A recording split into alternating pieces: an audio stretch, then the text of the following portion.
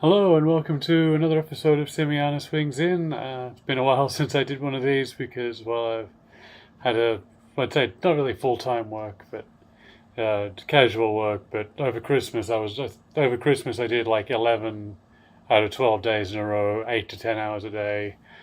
So it started to calm down a bit now, and so I thought it was time I finally came on here and gave you an update. So I think in the last one I mentioned that I got the job. I know I was talking about employment. I think at the time of that I was actually going for a different job. I ended up getting a job at a place called the Esplanade Hotel, where my job is collecting glasses and things like that. It's, it's a good job. Pays well, and met some really cool people. So yeah, there's not really a lot else to say about that. But that's kind of an update on my life. I've also got a new new camera. So if this looks different, sounds different, whatever, that's because I'm now on a Nokia 6.1 as opposed to the OnePlus One phone that I was using up until now. Basically, what had happened, it was I think it was the first day of the job, maybe the second day. For whatever reason, my phone just completely froze up, stopped working, couldn't do anything about it. So I think the only way around it was I had to go back to factory settings, and yeah, so that wasn't ideal, but it got it kind of working, and it worked for about a day, and then it just sort of died. So I was desperate for a new phone and got this one, and it's doing a good job so far. Although this is my first time actually filming one of these videos for it. I've filmed a few bits and pieces like at gymnastics and things like that, and I'll get to that later in the video. But this video, the main thing I wanted to talk about was waist training, which there's all kinds of different opinions out there on that. And, it's something that a lot of transgender people do, a lot of non-transgender people do it. I'd heard about it. I think the first I'd heard about it was, I think her name was Dita Von Teese.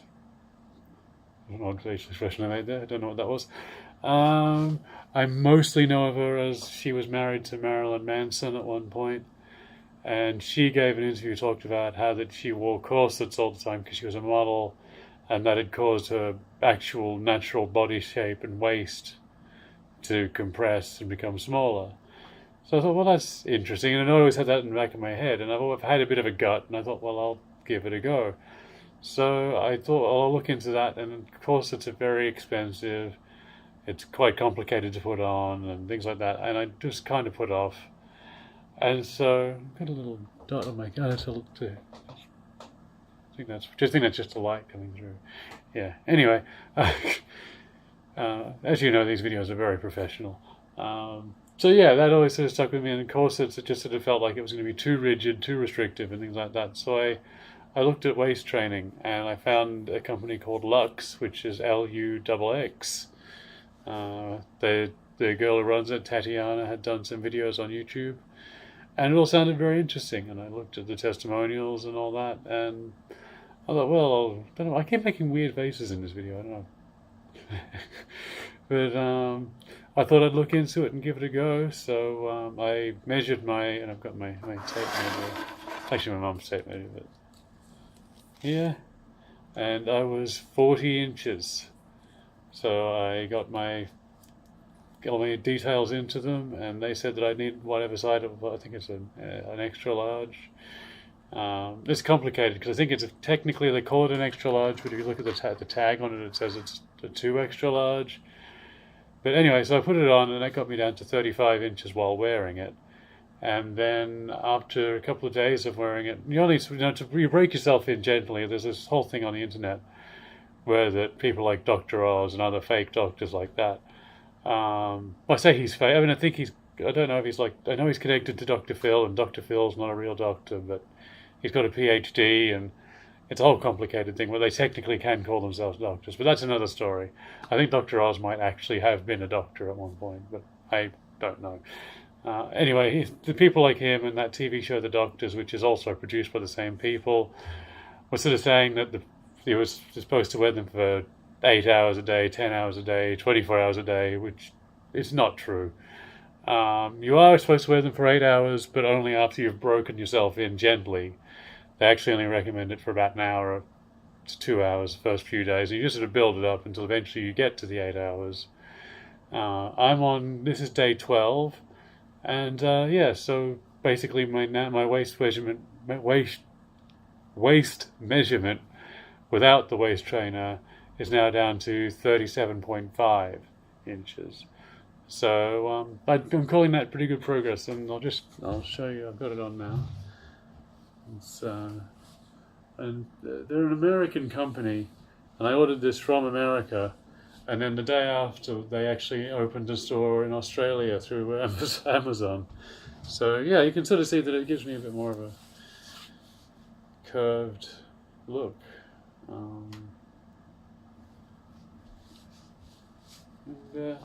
Yeah, I really like it. I was worried that it would be on. I'm actually onto this. There's 3 hooks here. You can see there's 2 lots here, and I'm onto the second row. It's actually a lot more comfortable than I thought it would be. It's obviously quite restrictive, and there's certain things, like I did try driving in it once. I would not recommend doing that, especially like when you drive a manual and you've got to reach over to the gear stick and all that. That's not comfortable. But yeah, you wear it for a couple of hours the first day. Well, I think it's an hour the first day, then 2 hours, then 3 hours, and you sort of build it up. And after that, I've just kind of made it to fit around my schedule. So like days when I'm working, I'll probably only wear it 2 or 3 hours a day. I did initially think about wearing it to work because I thought, because I do get, it actually has another advantage with it. It helps with back pain and things like that. And because a lot of my job involves lifting and things like that, I thought that it would be good for that. But you can't. They're not really machine washable. You've got to wash them by hand and all that. And I didn't, even though at work I've got a shirt on and an apron on, it still would get all kinds of stuff on it. So I didn't want to risk that. So yeah, and also then driving there, that's just not going to be ideal. So I thought, well, on those days I'll only wear it for 2, 3, 4 hours, basically when I get home till when I go to bed. And it seems to still be making a difference. So as far as breathing and things like that go, that's one of the things people say that it affects. It really doesn't. I'm breathing perfectly normal for me anyway. I mean, I've had asthma my whole life, so I always have had a slight breathing difference. Another facial expression. So yeah, it's. I should just call this episode Simiana Makes Stupid Faces. But what was I talking about? Waist training, that's right. Showing off my hairy armpit. I haven't shaved in a few days. Get a good look at the tattoos here. I showed them. I probably have shown them off before. But, yeah, so I'm really happy with it. They've got a group on Facebook where you can talk about it and all that. There's other brands available, but I went with them because they were the first ones that I found that they had plenty of information available. The people who run it are all really approachable, and that's been really good. It's been a really positive experience. And yeah, I've seen results from it. I can't guarantee anyone else will. And although people know me, I probably shouldn't have to say this. I haven't been paid to do this. I think the waist trainer cost me $100 or whatever by the time you convert it from American to Australian and then get it posted here. Postage was good. It only took about 2 weeks. They do recommend you get 2 at a time, but I didn't know if I was going to commit to it because they recommend that you do it for at least 30 days to sort of see if you get any results from it. And I didn't know if I'd stick to it or not, so I wasn't willing to splash that out just yet. And now that I know that they've got a shop in Australia, it's going to be a lot easier to buy them through that than go through America, where that I've then got to convert it and worry about postage, because postage between Australia and America, postage between anywhere and anywhere at this point is just getting ridiculous. So yeah, that's the waist training story. On to the Quagars, and I'll get to gymnastics after that, I promise, for anyone who watches this just to hear about gymnastics. The Quagars are going well.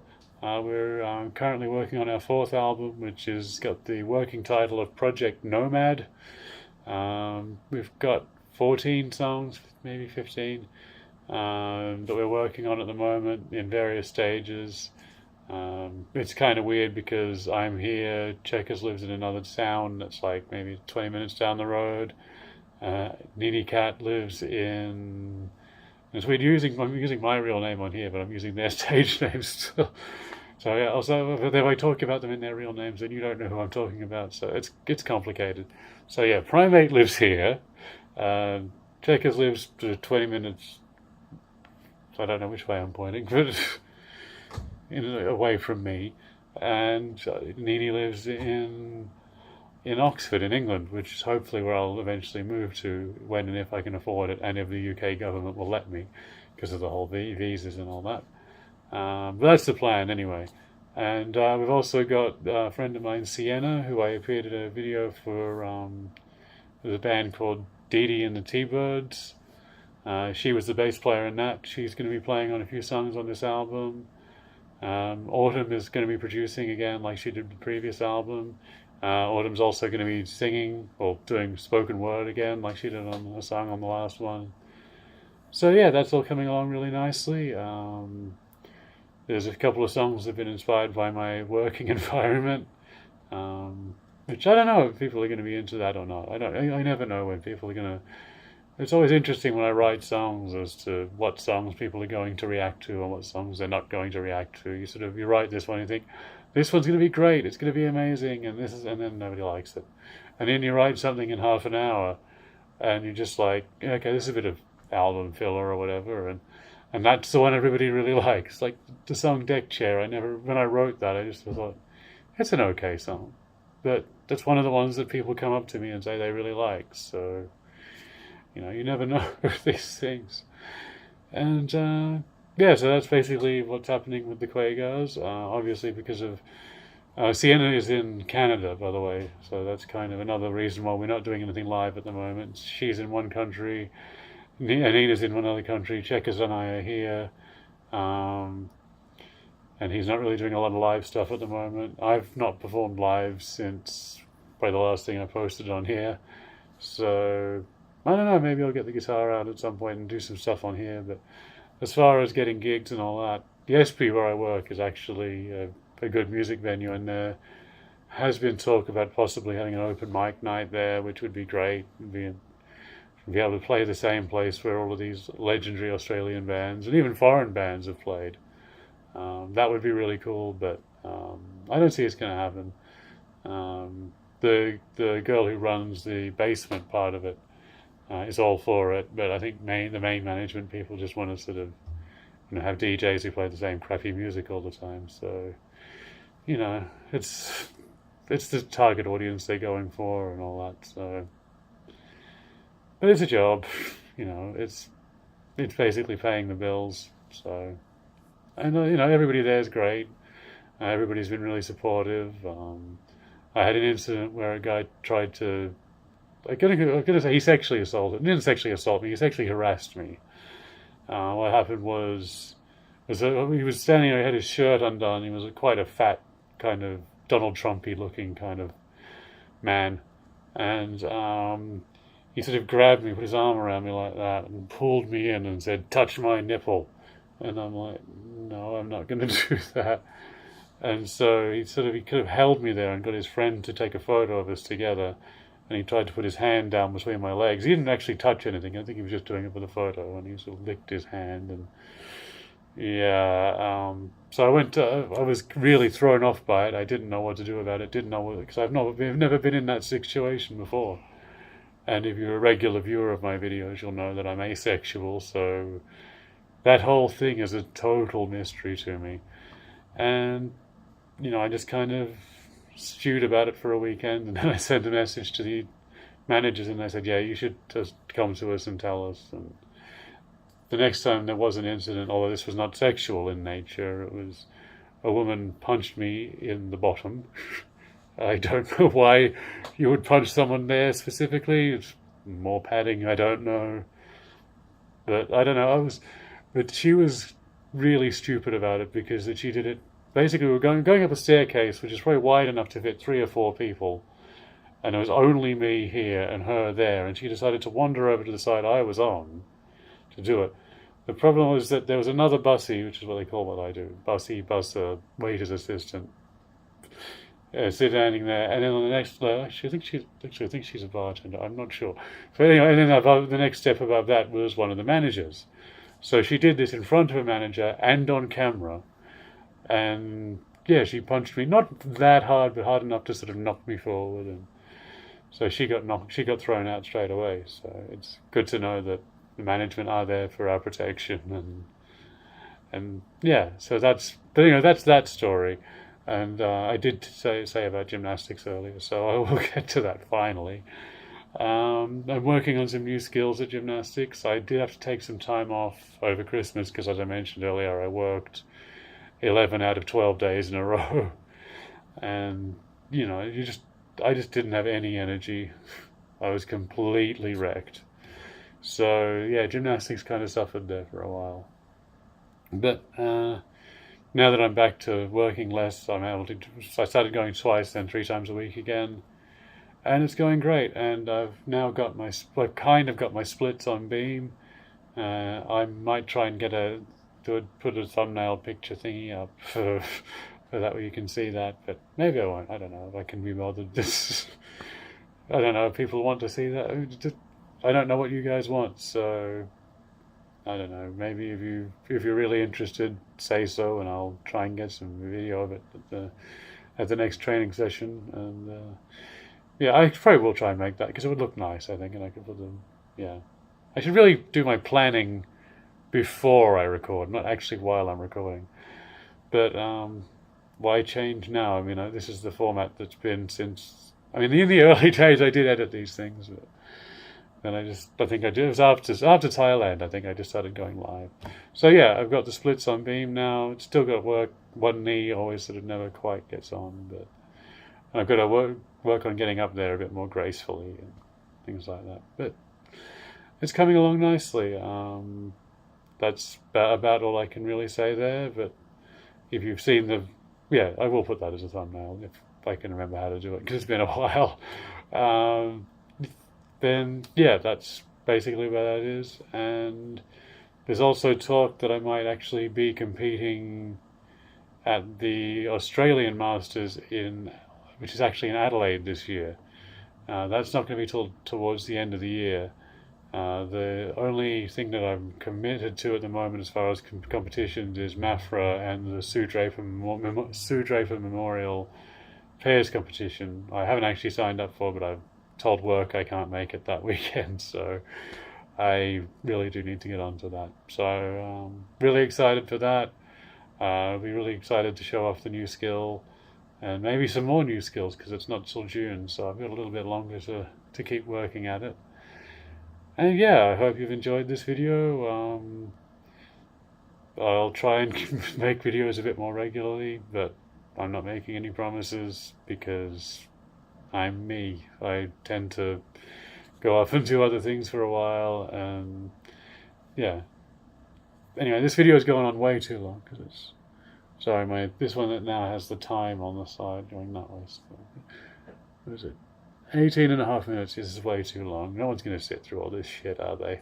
All right. If you're still watching, thank you very much. And I apologize for not making more content. I'm going to try and get more videos out there. I'm going to try and get more Quagaz stuff coming out as well, because I really want to promote that. I really believe in the product that we're bringing out and the music we're bringing out. It's, and I'm using the term product. I don't like that, but I follow all of these people on YouTube and all that talk about music marketing and all that bullshit. And, I had a conversation with Checkers about it at one point, and he kind of blasted me about it because it was like I'm talking on all that kind of lingo, and it's like the product and all. It's not product, it's art. It's basically what he told me, and he's right. It's about making the best music that we can make. It has, and yes, to an extent, it's a product. And I don't actually think I used the term product. I think I used something. I can't even remember what I said now. It was a while ago. But you can get caught up in all that marketing shit, and yeah, it can get you somewhere. It works for a lot of people. It doesn't seem to work for us. We've tried to do that kind of thing, and I don't know. I think if it's going to happen, it's going to be more of an organic thing with us. Maybe, I don't know. Maybe I should. Maybe I'm just lazy and I need to actually go through with the marketing side of things. But I don't know. I'm too cynical, I think. I Anyway, after saying that I'd gone on for too long, I just waffled for another minute and a half. So we're getting up to 20 minutes now. So yeah, thank you for watching. I will try and be back soon. And yeah, see you next time. Well, actually, no, I've been through. Why do I always say that? Yeah, you'll see me next time. I'll see my camera phone next time. I don't know. Maybe I should get a cardboard cutout of some audience and just sort of sit them in there and I'll say, what am I talking about?